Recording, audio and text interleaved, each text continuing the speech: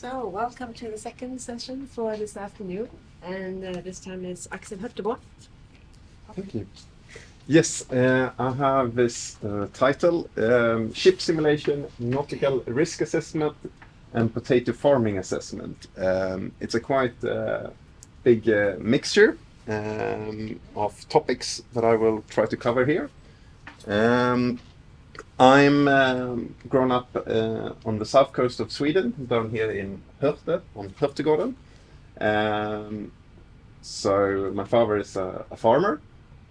I have got my Master of Science in Engineering, Risk Management and Safety Engineering in Lund, LTH. And today I live in Varberg, but work in Gothenburg, in Norrköping. And I'm doing an industrial PhD within Maritime Risk. I'll tell you a little bit more about this train journey later on. Yeah, and also in the spare time I like to do kite surfing in Varberg. But I work at RISE, Research Institutes of Sweden, on the Maritime Department. And at our facility in Gothenburg, we have a few testing facilities. Among others, a 300-meter long towing tank in the middle of campus Chalmers. And we also have a 50 by 50 meter basin where we can create waves. So we have been testing ships for the last 85 years. So we know quite much about the hydrodynamic of them. And we have fed that into our simulator, which I will tell you more about in a few slides, which is connected to QGIS. But I would like to start with talk about AIS data, which stands for Automatic Identification System. Basically, every ship sends a signal where it is, how fast it's going, every 10 seconds. So it's quite a lot of data that is transmitted all the time. And we have some servers that are storing this data continuously from a couple of countries. And we have been doing this for the last 10 years or so. So we have zipped files of 8 terabytes of data. And if we would unzip it, it would be somewhere around 30 terabytes of data. And if we would make it readable, so we actually can see what it says, this data, it would correspond to somewhere around 120 terabytes of data. So it's really a massive amount of data. But to be able to work with it, we are vectorizing it because ships, they are typically traveling from one point to another on a straight line on the same speed. And then there's not that much information that is added for each point of the data. So therefore, we translate these point data into line strings. And this saves a huge amount of storage. And today we have approximately 5 terabytes of data in our Postgres server. And accompanied by that, we have 3 terabytes of indexes to make fast queries. And then, yeah, we use QGIS and SQL queries to gather data. So a month of data from ships around Sweden looks somewhere like this. And just having QGIS to display it on a map is so helpful, just to drop and click and drop the layers. It's super easy and super nice. And to really understand the data, we have created an internal tool, SSPA tool, which basically is just a Python plugin that wraps up an SQL query. And if we want to know how many ships that are coming into Norrköping, I can create a small shapefile, a layer, and ask who passed here during 2024. And it was 2,000 ships. This is the lateral distribution of them.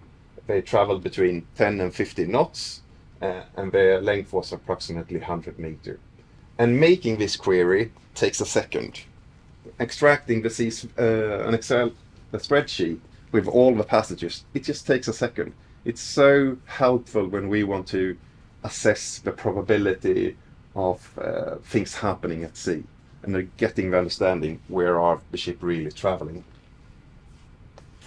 In Sweden we have had 2 groundings accidents, and it's just easy to extract this data and see what was happening. When did the ship started to misnavigate and so on. So here is the grounding that happened on Saturday outside Landskrona, and here is a drunk captain from Poland who ran aground here, just besides the Öresundsbridge. So just be able to see how the ship is behaving at sea is really powerful. Another example is when we create, instead of using the point data, we translate it into a polygon, and since we have the time, we can also use the time manager plugin in QGIS and really to see what is happening over time. So that's really powerful. This is a ship collision that happened outside Gothenburg in December. So it's really fun and easy to use QGIS for these kinds of applications. So that was things that really have happened. Now I'll spend some minutes talking about our simulator, where we also use QGIS. Just creating the world. If we have a client that want to know what is the probability of ships hitting this bridge here, then we can easily model this area. We can maybe buy a sea chart and drag it in, or I can just draw it on the map. I should just mention that here we have some issue with data again, because we want to have a good bathymetry model. And bathymetry, you can get that either in super low resolution or super high resolution, and then it's challenging to get a good elevation model. And here is an example. So we have our simulator Simon, which we run in C++ and Python, and it when we run the simulation, we all the hydrodynamic is really accurate, and then we can control the ship with some Qt widgets, or if I'm in the office, I can use actual physical levers, and then I can have this plug-in here. I can select center mode and I follow the ship directly, and here I'm trying to turn it and trying to pass underneath the bridge here, and if I want to, I can select and deselect the different objectives here. So now I turned off the future prediction. I can turn off some arrows and so. And in a moment here, I also flip the chart using head up. So this is typically what you see when you're navigating. You see the ship in the center, and you use the map like this.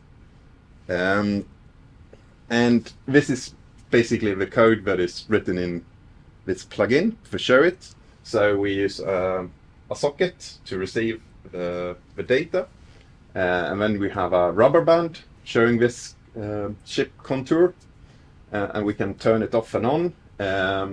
We can follow the ship in the center by just setting the back canvas as the center, and we can turn the ship with this heading mode if we want to as well. And yeah, as I previously mentioned, we can also use a 3D model of a ship, and unfortunately today we're using some TerraVista to model it in a room. We have 360 degrees screens. We only use QGIS for the chart data, hopefully in the future, maybe we can use some more 3D model from QGIS. I'm not sure if it's possible, but it would be very nice. Another topic that I want to just show a little bit about is calculating the risk of ship accidents. Today there is one commercial software named IRAP to do this, and it's developed by one person, and it's only one person in the world that can do this, and it's a fantastic tool, but I'm a little bit worried that if something would happen to him, we wouldn't have the possibility to calculate the probability of ship accidents. But all the theoretical equations, how this is calculated, is published and it's open. So what I will try to do in the next 2 years, I've started this year, but I have 2 more years to go, is to create a QGIS plugin that can do these calculations for ships. So here I just use OS data to grab the statistics of how ships are behaving today. I can modify how many ships in different sizes and so on, and the distributions. Today I need to model the bathymetry by hand, but hopefully I can do that in a smarter way in the future as well. And then, one problem with IRAP today is that it's hard to understand why I get that probability. So I'm trying to use QGIS to really show the risk in a better visualization way, basically. So that is some of aim of it. Yes. So that was what I do on my day job. I previously told you about that I am commuting to my office in Gothenburg, and this is what I'm doing on those 45 minutes that I've traveled by train. I used to go 5 days a week, and now after the pandemic I'm only in the office once or twice, so the development of Geodata Farm is declining a little bit, unfortunately. But anyway, Geodata Farm started off almost 10 years ago. My dad is a farmer and really into technology, and he had these tractors with GPS, and then he started to log data from the fields, and he came to me with the CSV files and asked, Axel, where is this in the field? Where did I use this variety, or when did I use this amount of fertilizer and so on? And when I just started working with QGIS in my day job, so I just drag and drop the CSV file, and I could easily show him on the map, this is where you planted this variety, this is where you had this amount of fertilizer and so on. And then in the autumn he came to me with the harvest data. So he knew how much yield did he get on the potato farm, on the potato field. And as you can maybe see here, it's varying quite a lot. Here he's maybe have 50 tons per hectare, and here he only have approximately 20 tons per hectare. So why does this matter? Of course, there are so many things behind that I don't know. This is land that he just bought from another farmer, so it's not that well structured, the soil and so on, so all that have a huge impact. But there are some analysis you can do, and then I started to develop this Geodata Farm. And today I have more than 500 farmers around the world that have tried the plugin, and it's just a way to store and handle this farming data. And it's actually, this is the server of it, laying on my desktop, powering everything. This is just an example of the data that I have. So I try to map the or this tool, it's a spatial analysis. So here I have an amount of fertilizer, and here I have a yield. And when I just look at the entire field, it's a strange pattern. However, I can go to a specific area of a field where he have varied the amount of fertilizer, and I create a bounding box like this. And if I just look here in this very narrow area where the amount of parameters are less, of course there are differences here as well in soil and so on, but it's less. And then I could see a clear connection. The amount of fertilizer, if he used less, then it had 31 tons per hectare, but he used more, he got 38 tons per hectare. And these kinds of things, it's really hard to see when you're just picking the potatoes, and even for him that is really trained and have been doing this for the last 30 years, he can't really see this with his eyes and try on the scale. So just be able to do this analysis is quite cool, I would say.